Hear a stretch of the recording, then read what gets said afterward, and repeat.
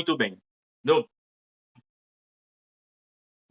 desejou. Donc, il sorti dans le verbe ça qui c'est désejar. Écrit, désejar. Donc, qui c'est souhaiter. Donc, qui c'est souhaiter. Souhaiter. Donc, qui est-ce qui est capable de conjuguer pour moi au présent, verbe désejar. Je parlé avec mon vendredi soir, côté Carl Emmanuel. Linsa, tudo bem, Linsa? Marta, como você está? Tudo bem, tudo ótimo. E você, professor? Está tudo ótimo também, Linsa. Ô, Linsa, parece que você já é brasileira, Linsa. Tu fala muito bem? Obrigada. Né? Meu Deus. Eu gosto disso, né? Você me mostra, né, como quando uma pessoa se esforça, a pessoa consegue. Sim, Muito claro que bem. sim.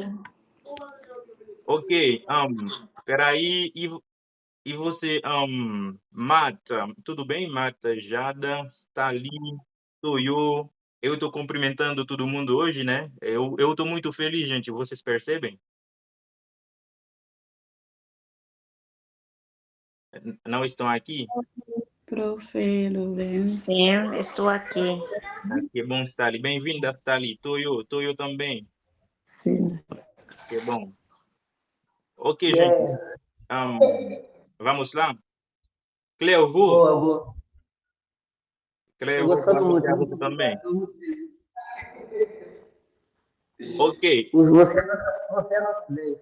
vamos lá, gente. Conjuga para mim no presente do indicativo o verbo desejar. Eu desejo, você deseja, ele, ela deseja, nós desejamos, vocês desejam, eles, elas desejam. Muito bem, muito bem, muito bem. E agora, Janica, e o pretérito perfeito?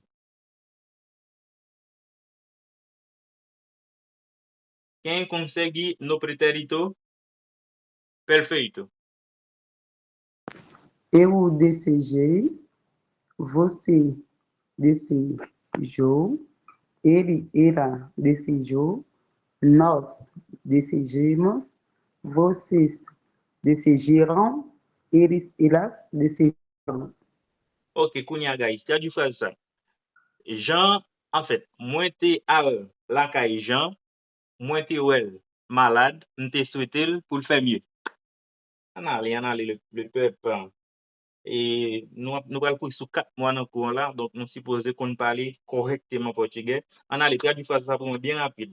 Et mon dimanche soir tout ouais comment mon yo a bien passé là.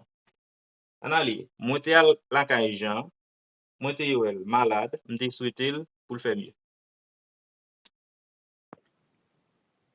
Eu fui na minha casa. Non. Monter à la caille Jean, monter à la Não? caille Jean. Eu fui para Eu fui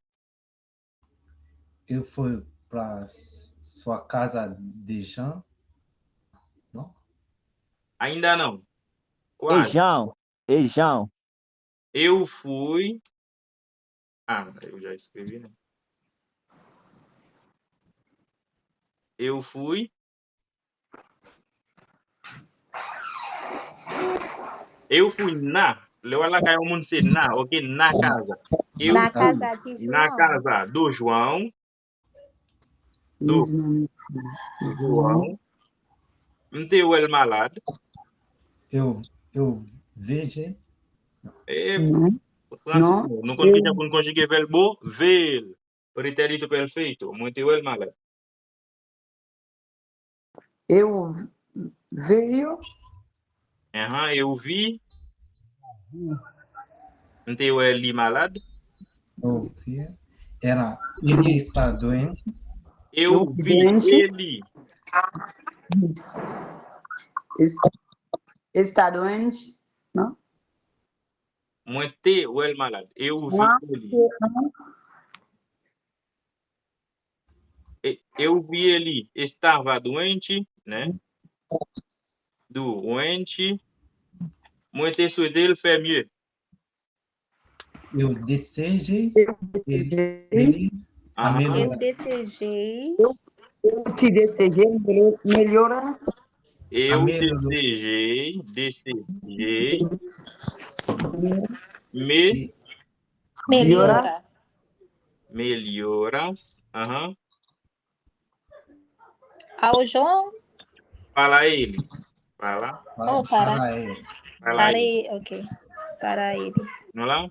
Donc, eu fui na casa do João, eu vi ele estava doente. Não, eu vi que ele, né? Fogo não meter que, guys. Eu vi que ele estava doente, eu desejei melhoras para ele, né? Vamos lá? Bom bagay. Muito bem. Professor, Sim, fala. que importância que vem ganhar na fazenda comunhão? Parce que, quand deux verbes se suivent, le second se met à l'infinitif, ou pas qu'à conjuguer deux verbes une derrière l'autre, dans la même phrase, sans yon virgule, sans rien. Faut qu'on mette que quand même pour capable séparer. Ok. Parce que vi, c'est verbo ver, voir, et puis estava, c'est verbo estar. Dans qui temps le conjugué là? pretérito imperfeito, Pretérito imperfeito. Voilà, prétérito imperfeito qui indique une action qui était arrivée dans le passé. Donc, c'est pas un bagage qui te fait bruit de soukou parce que les gens malade, mon a fait quelque temps malade. Donc, les gens ont utilisé prétérito imperfeito. imperfeito pour indiquer que mon a passé un moment malade. Ok, guys, muito bem. Kounya là, et m'a tout profiter, guys, pour m'annoncer. Nous, ça n'a pas regardé sur l'écran là. Ça, c'est livre là, livre que nous t'attendons là, ok? Moi gen bagay ma planifié là pour moun qui nan courant yo capable gen accès avec livre ça et de façon spéciale. Donc nous regarder sur écran ensemble avec moi. Pendant semaine ça là, font gros travail pour me te finir livre là. Donc ça c'est table de matière et ça nous sommaire, c'est table de matière nous là. On met tout bagay là. Ça que la donne.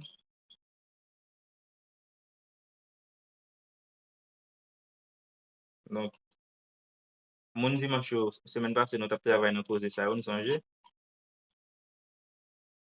Donc livre la guys, ma gen ta parler ensemble avec nous pour me dire nous qui j'en a fait pour nous gagner, ok? Bon, si nous voulons. Vous voulez ligne ça? Claro que sim. Lê. Tá bom. Tá bom. Na casa do João, não. Temos um diálogo para fazer, né? Depois a gente vai. Tá, planejando um ano no Brasil, né? E nous voulons faire esse exercício ça, après ça pour nous le faire et pour nous travailler quelques verbes réguliers et ensuite pour nous pratiquer, d'accord? Et m'a prend 2 moun pour faire cet exercice ça comme chauffer j'arrête.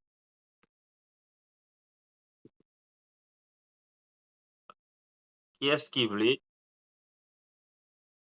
dans l'exercice ça? Seulement li. Li traduit. Ok. Ok, m'pa ler. Com quem? Marie Carlos. Donc, planejando um ano no Brasil. Moun kap suivre copier vocabulaire, d'accord? Copier mot. Planejando um ano no Brasil. Donc, planifiant une année pour Brésil. N'a planifié pour nous partir une année là-bas. Donc, on allait qui l'autre monde qui va aller? Quem vai? Vamos choisir plutôt. Eu vou. Franz. Ok. Ramos, Marie ou c'est Linda et puis Carlos, lui-même c'est Franz. Franz, vai. Oi, Marie, tudo bem? Lovely et puis après. Vai. Oi, Marie, tudo bem? Como está sendo sua adaptação aqui no Brasil? O abam des autres, c'est adaptação. Adaptação? Ah, tá. Salut, Marie. uma forma, comment sentir a adaptação ici lá no Brasil.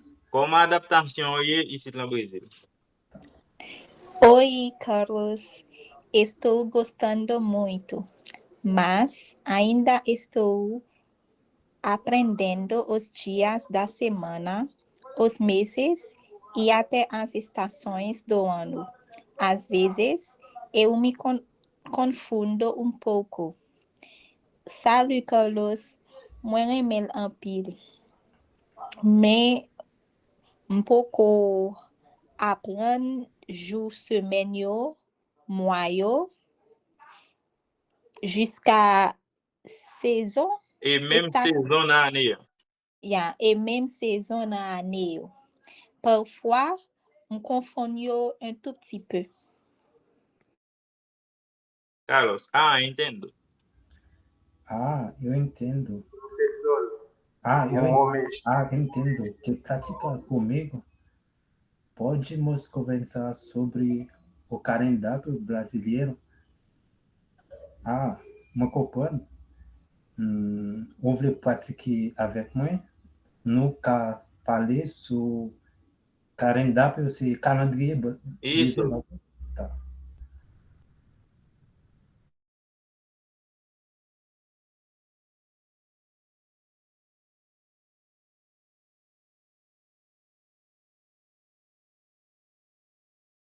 Cadê você, Lindsay? Tá aqui?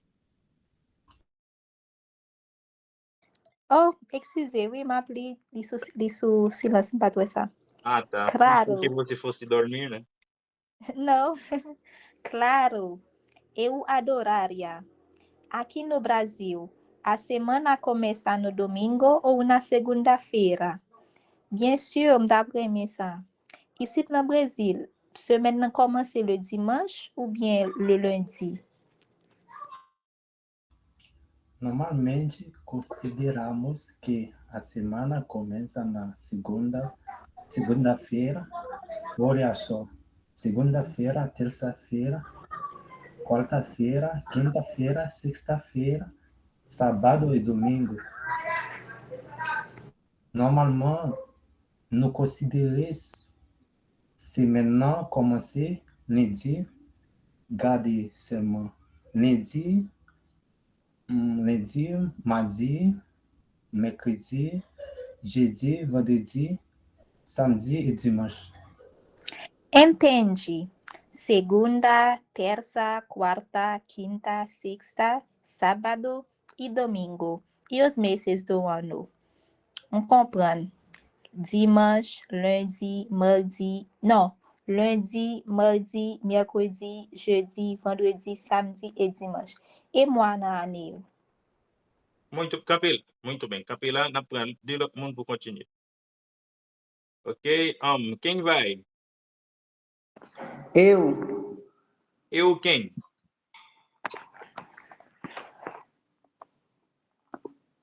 Eu quem? Toyo? Toyo, sim. Toyo com quem? Qui est encore? Guys, gen moun ki nan kouan ki pa jam tou parler. Pou ki sa n pa Schleden, kote ou Schleden, vin kon parler non. An ale non guys, qui est ki parler encore? Ba mese no professor. Yes. Bata simpod. Yes. Mara. Ok, an ale. Mara ou se Carlos, Marie se Toyo. Vamos. Os meses são 12. Pabli la guys, Os meses c'est un são dialogue 12. kote ke là nous tou ap apren si yon moun pou maîtriser mois yo, jou yo, saison qui gen Brésil, OK, pabli nou gen printemps, été, blablabla, hiver. Donc dialogue ça c'est ça qui a parlé là. Y a parlé que dans nord Brésil, il fait chaud, dans sud Brésil, il fait chaud tout, mais parfois qu'on fait fret en pile, comment température au Brésil. Est-ce que nous là? Donc c'est un dialogue comme ça. Donc prêtez attention, vamos.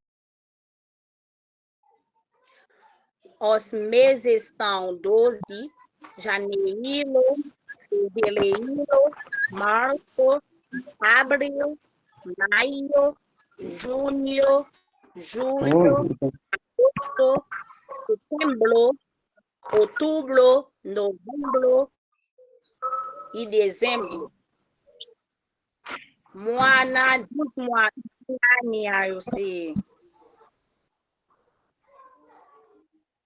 mois yo c'est 12 janvier, février, mars, avril, mai, juin, juillet, août, septembre, octobre, novembro e dezembro. Muito bem, vai. Haiti também. Desculpa-me, eu estava Oh. atrasado, No professor. Haiti, Tá bom.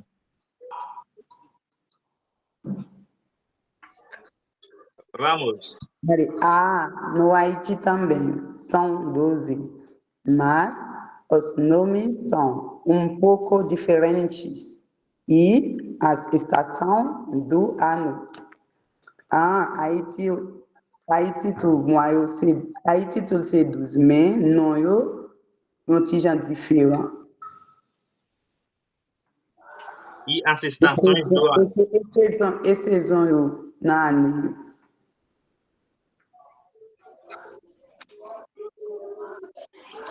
Aqui temos 4 estações: verão, outono, inverno e primavera.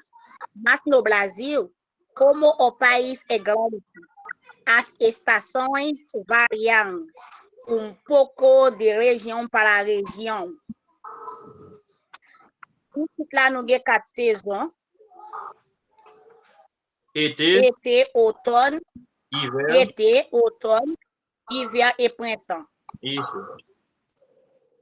Mas, Mais no Brasil, como o país é c'est au grande, grand. C'est un pays grand. não, como pays en ligou, comme pays en ligou, Comme pays grand, saison yo varie un peu de région en région. muito bem. Entende? Entendi. Quando começa o verão? Quando começa o verão? Que leve été como assim? O verão começa em dezembro. O verão começa em dezembro e vai até março. Depois vem o outono, que vai de março até junho. O inverno começa em julho e termina em setembro. E a primavera vai de setembro até dezembro. Été a commencé en décembre, il y allait jusqu'à mars. Après automne venu, il allait jusqu'à de mars jusqu'à juin. Hiver a commencé en juin, il termine en septembre. Et printemps, il allait de septembre jusqu'à décembre.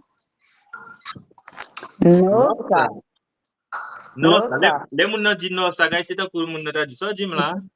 Oui, mais oh là là. Nossa. Ou bien, oh là là. E como são as temperaturas aqui? Interessant. E como a temperatura é ici? Ok, campé là. De l'autre monde pour continuer. Como são as temperaturas aqui? De l'autre amis, vai. 2 outras pessoas, vamos.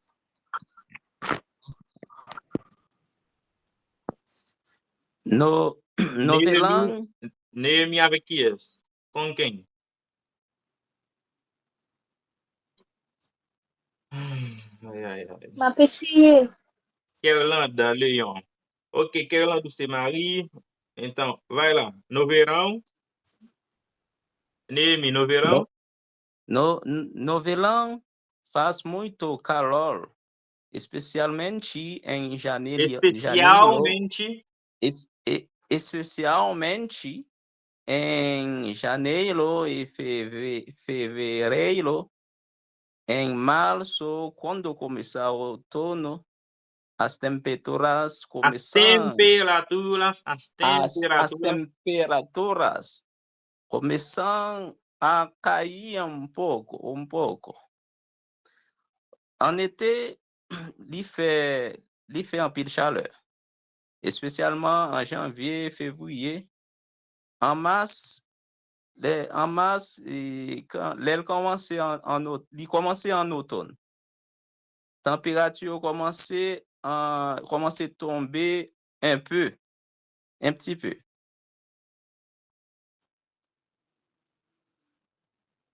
Caroline, liga teu microfone. E no inverno é muito frio? Depende. E printemps? Oh, qui te le traduit? Ah, ok. E printemps, ele doit bel en pile?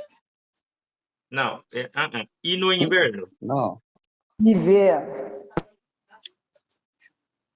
E hiver, ele doit bel en pile? Frio veut dire fret. Frio veut dire fret. Oh, ok.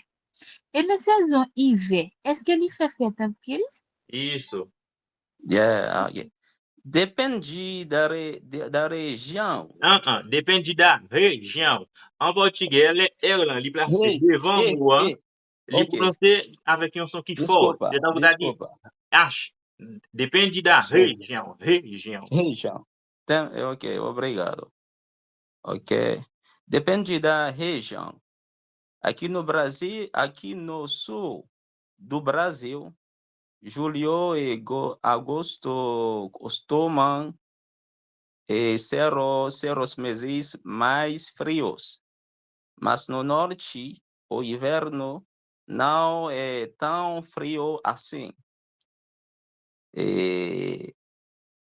Depende da região, ok? Ici no Brasil, ici no sud Brasil, juillet et août, comme à la coutume, alors moi ça il fait un pile freddi, ok? Mais non, en hiver, il pas tellement fait fret comme ça. Bien passé, vai. E a primavera? Obrigado. E a primavera deve ser linda. E printemps, ele doit bel en pile? Sim, a minha primavera é maravilhosa. Começa em setembro e vai até dezembro. As flores ficam coloridas e o clima é mais ameno. Oui, en printemps, c'est merveilleux. Il commence en septembre et d'y aller jusqu'en décembre. As flores ficam coloridas, ok? Fleur était coloré. Ou bien, yo changé couleur, na bon Yo créole. changé couleur, et climat même, dit plus, comme tu as dit ça, plus ou moins. Boa noite, Luciana. Aí Vas a você mettre lá. saiu do nosso grupo, Luciana. Aí precisamos de você, não achamos você, minha amiga. Tenta voltar de novo, tá? Saudade. Oh, ameno veut dire frais, entendez? Oui. Frais, Ameno ça veut comment? dire temps, li frais. Il pas ni fait chaud, ni fait frais. Ouais, Ni fait frais. Il pas fait frais. Temps frais. Ok, au climat. Aí, Temps Climat, frais. il même li frais. Il fait, ok, plus, ok, faut t'en faire, Il d'accord. fait frais, il pas fait frais. Tá bom. Marie, Que legal que é legal. você tem alguma época favorita do ano? Tradução? Ça vraiment bon. Et puis, est-ce que il y a un moment où pire maintenant année? Époque. Época. Est-ce que il y a une époque où pirime na année, hein? Eu gosto muito do outono. Em abril e maio, porque o clima fica mais fresco. E você? Ok? Moi aime outono en pile. En automne, moi aime en pile. Ok, moi ça me dit capable de dire. En avril et mai, parce que le climat yo aurait été plus frais. Et ou même?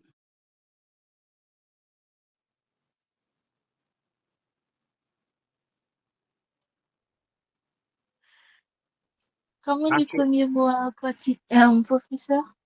Comment?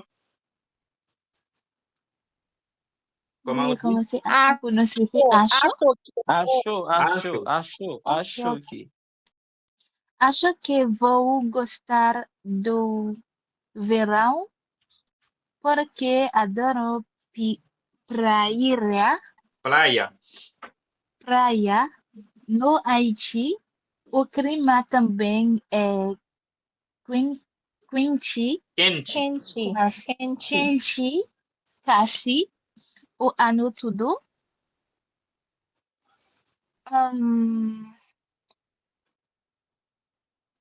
Acho. Acho veut dire Você penser, verbe penser. Penser. Je Opinion. pense que. oui. Je pense que. Moi pense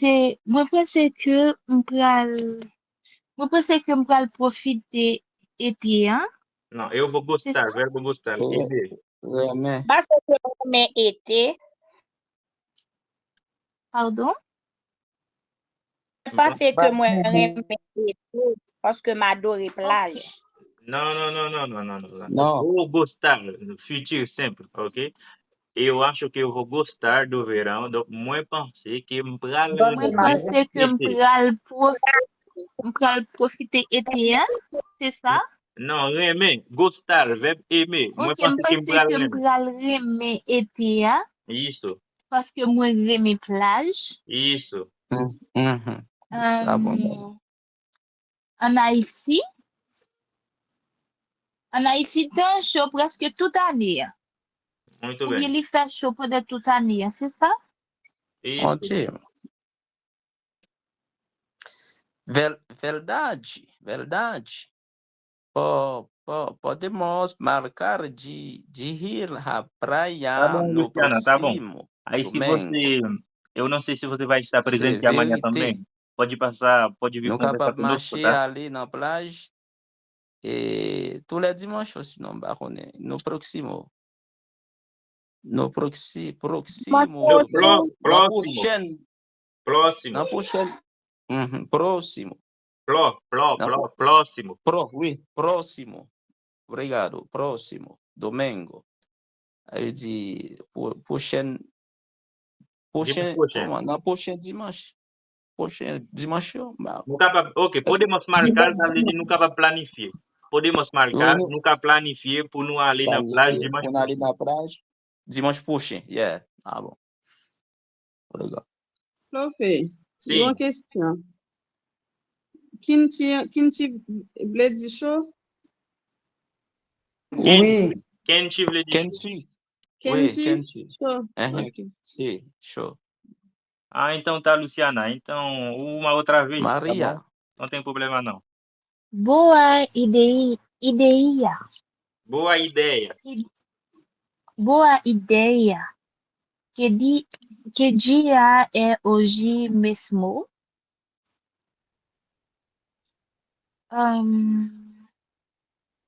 Bonne ideia.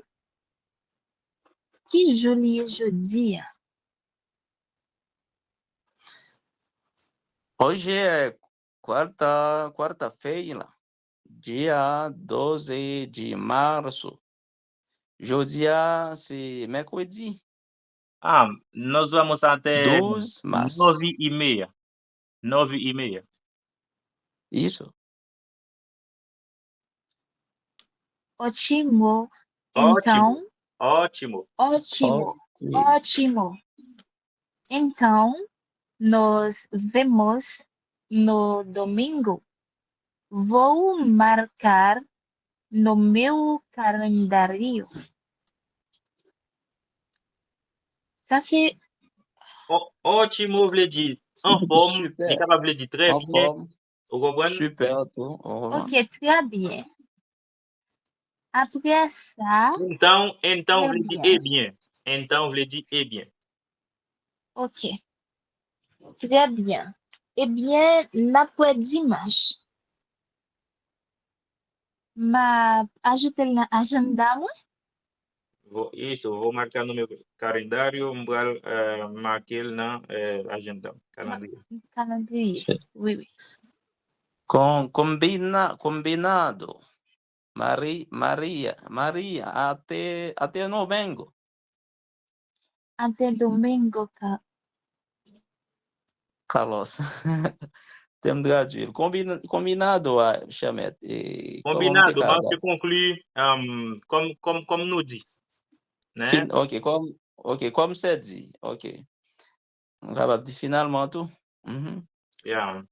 Ok, Marie, à dimanche prochain. Muito bem.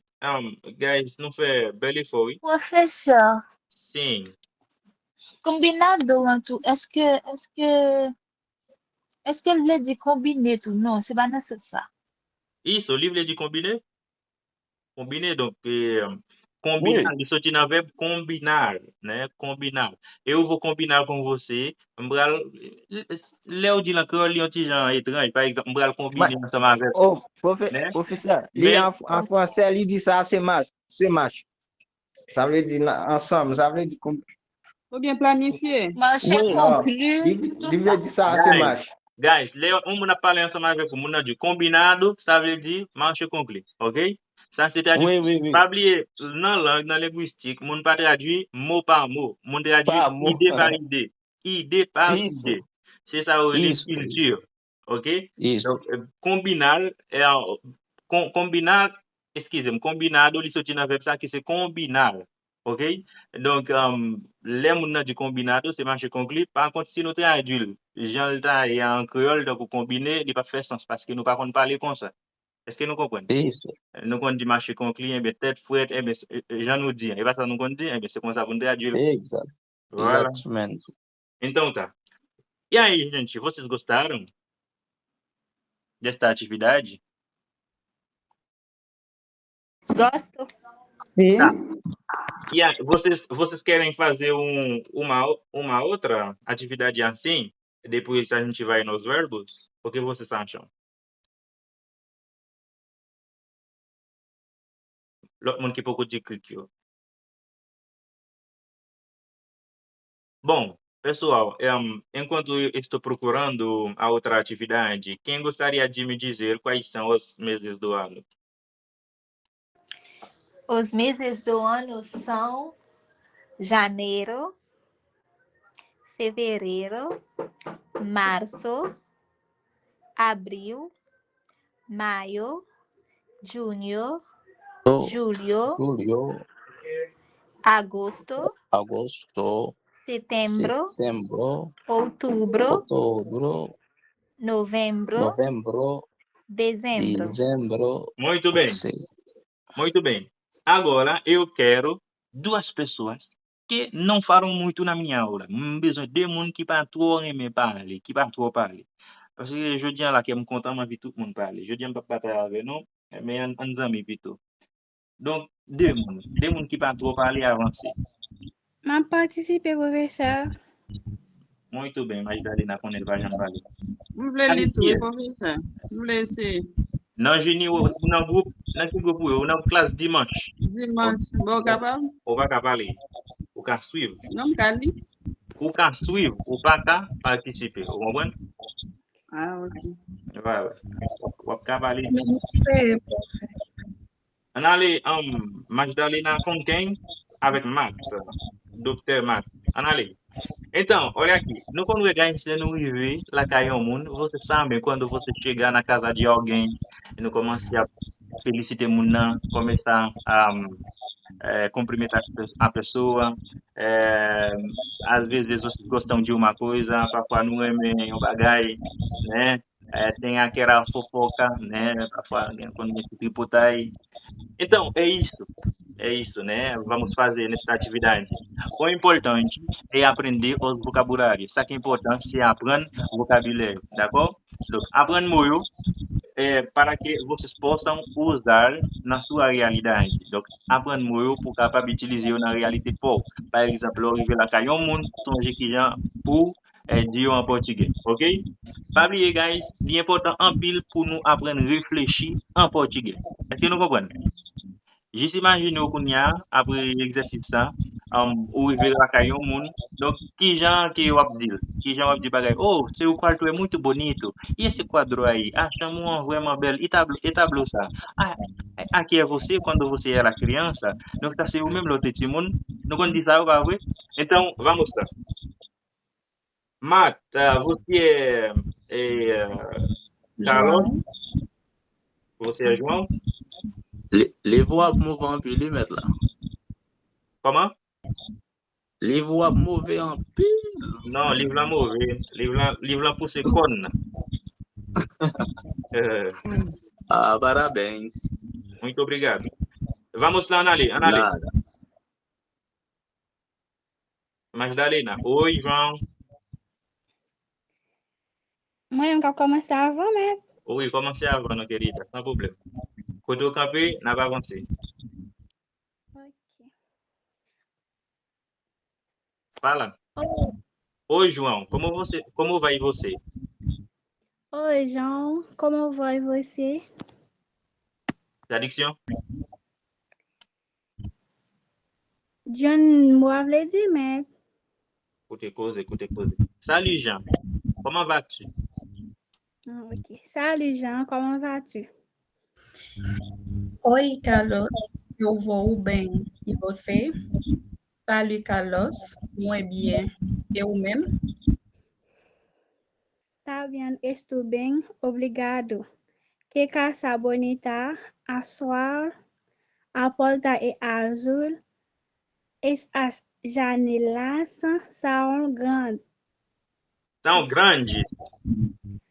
São grandes. Muito bem. Merci. Muito bem aussi. Também bien. estou bem. Muito bem aussi. Merci. Kaiwa bel en pile.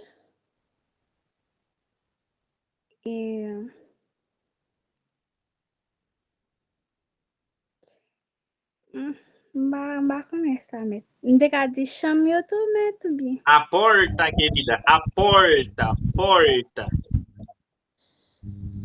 Isso a porta, Vlete.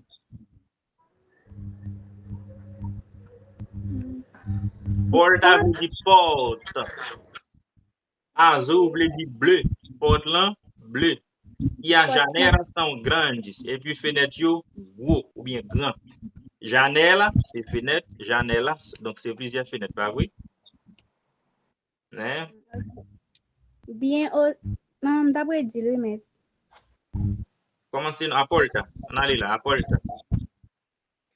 Porte yo bleu e fenêtre yo grand não, grande. Muito bem. João. Obrigado. Eu gosto muito da minha casa. Os meus pais compraram esta casa no ano passado. No ano passado, querida. Ano espanhol, né? Não falamos espanhol aqui, hein? Ok. Ano passado. Merci. Moi, cai moins en pile. Et par mieux te acheter, par mieux te acheter cai ça année passée.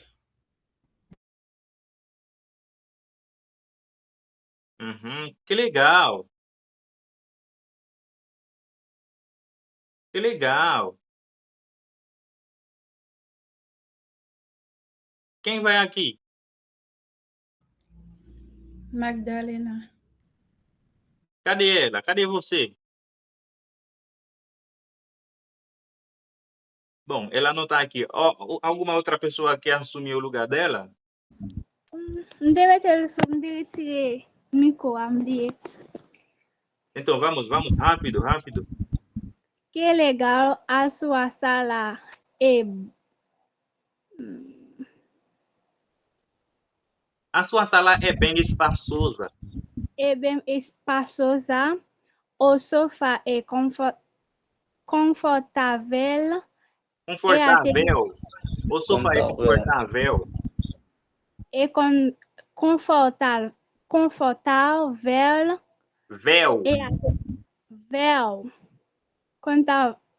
Confortável e a televisão é enorme. Que legal, isso é interessante.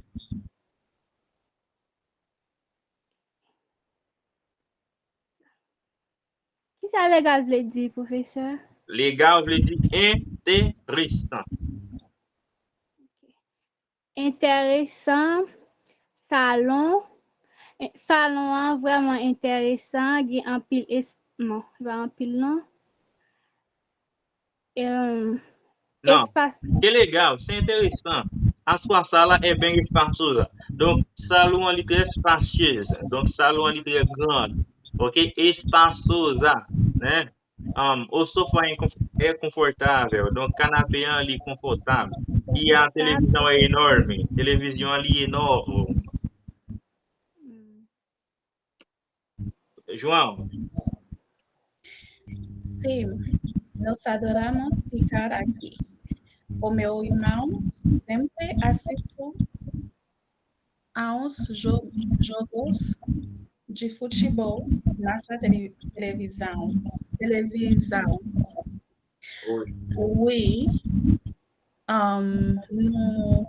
Nous aimons rester ici. Yeah. Ok. Vraiment, toujours garder football na televisão, ça? Muito bem, campez là. Dès l'autre amis pour continuer. Si tout le monde qui va jamais parler, vamos. Cadê a Janica? Quem mais? Brale. Fabi Pierre. Com quem? Fabi avec qui? Brale. Sali, me problème. ABC, professeur. Sali, sortir et entrer encore. Sarah, analyse Sarah avec qui est-ce que tu dis encore? Avec Fabi. Analyse. João. Sarah, você é João. Vai. Fabi, alguém brigou com o teu lá, e para Nino. Analyse Sarah, você é o João. Analyse rápido, guys. Não vai aguentar. Oui. Sim, nós adoramos. Não, tá. E a sua cozinha, Carlos? E a sua cozinha? Sarah, vai. E a sua cozinha? Ok. E a sua cozinha, eu ouvi dizer que a sua mãe faz pratos deliciosos.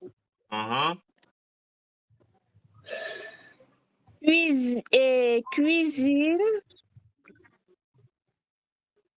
E sua cozinha? E cuisine. E cuisine. Moi ouvir. Eu ouvi dizer, moi entender eu dire que maman fait plat délicieux, fait manger au goût. Oui. Ah, sim. A cozinha é o lugar preferido da minha mãe. Ela adora cozinhar as panelas, os pratos e os talheres estão sempre muito organizados. Ah, oui. Cuisiner, c'est espace préféré maman. Lui aime cuisiner. Panela, c'est qui ça, professeur? Panel la vle di chaudière. Ah, ok. Li reme cuisiner, chaudière yo, plat yo, et os Cuillère talier yo. le cuillère yo, toujours bien organisé. Muito bem. Eu gostaria Eu gostaria de conhecer o seu quarto. Posso ver? Posso ver? Posso ver? Moi ta reme konen chambre. Posso ver? Da reme wè chambre. Isso, me dá me con chamua. Sabe? Claro, o meu quarto fica no final do corredor. Venha comigo. Bien sûr, chambre na fin corridor. Vini avem. Acompanhe. Vai. Oui, acompanhe. Aham. Claro? Non. Como qu'a dit le professeur? Ok. Uau! Claro, bien sûr. Ah, claro. Não é Ok. ça, não? É basta, não? Que bom. Uau! Uau! Uau! O seu quarto é muito bonito. A sua cama é grande e os seus livros estão organizados na estante. Uau! Chamua vraiment belle. Chamua vraiment belle. E cabanon li grand. Livre bien organisé. É intéressant. Oh, estante. Coisa eu quando meter livro. Como eu não como. Não é aí. Bibliothèque. Étagère. Étagère, olha. Obrigado. Eu gosto de ler antes de dormir. Os meus livros favoritos são aqueles de aventura. Aventura. Merci. Moi, reme li avant dormir. Livre préféré bio, c'est livre aventure. Voilà, livre aventure. Capé là, on a pris de l'autre monde pour finir, guys. Après ça, pour nous faire l'autre poser. Qui de l'autre monde qui t'a terminé l'exercice ça pour nous faire l'autre poser? Moi, pour aller. Ça là. Non, Tali. Tiens. Tali, mais ça va fait. Chaque léo pas parler ok, parce que léo moun parler pour la nouvelle by feedback. Donc, qui l'autre monde? Vanyola Kadevose et Schleiden. Nehemi. Kadevose, gente. Se pa gen moun prale, se pa gen moun. Põe ça, non? O que acontece contigo, amigo? Dafinis. Carl Emanuel. E aí, Carl? Você não tem amigos aqui, né? A Janica. Blanca. Moi là, on va aller. A Schleiden vai ali? Ok, Schleiden não sei. Você, Carl? Não. Você, João? Professor, estou aqui. Não posso falar. Você? Não, na pra ali. Está ali Schleiden. Está ali avec Schleiden. Que interessante. Obrigado. Não, Schleiden está ali. Você, João. Que interessante. Que interessante. E quem são aquelas pessoas nas fotos? Se é interessante. E que é esse mundo saiu aqui na foto?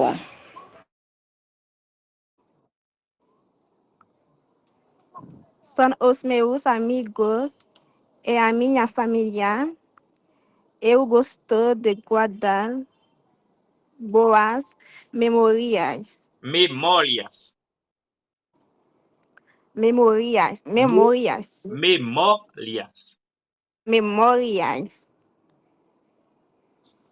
yo se zanmim avec famim.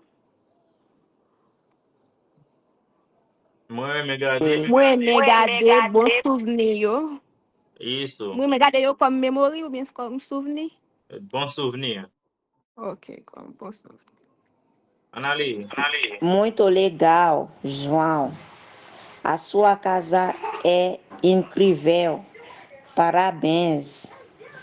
C'est intéressant, Jean. Caiu aí reprochable. Félicitations.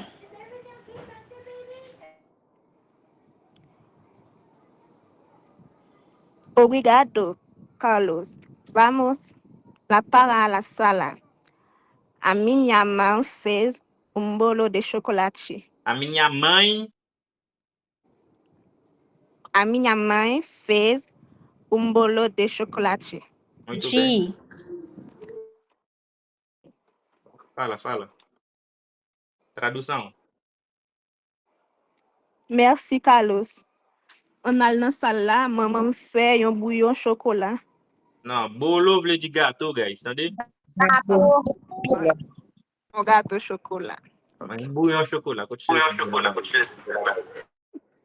Bolo de chocolate, eu adoro. Vamos. Muito bem. Bon, kounya tout moun kare nou kono. Devoir pour semaine kap vin. Chaque moun n'a prend yon feuille cahier, j'en ai toujours fait devoir. N'a pral faire rédaction ça, qui c'est escreva un pequeno texto falando sobre sua família e seus amigos, usando os pronomes pessoas, artigos definidos, adjetivos possessivos aprendidos.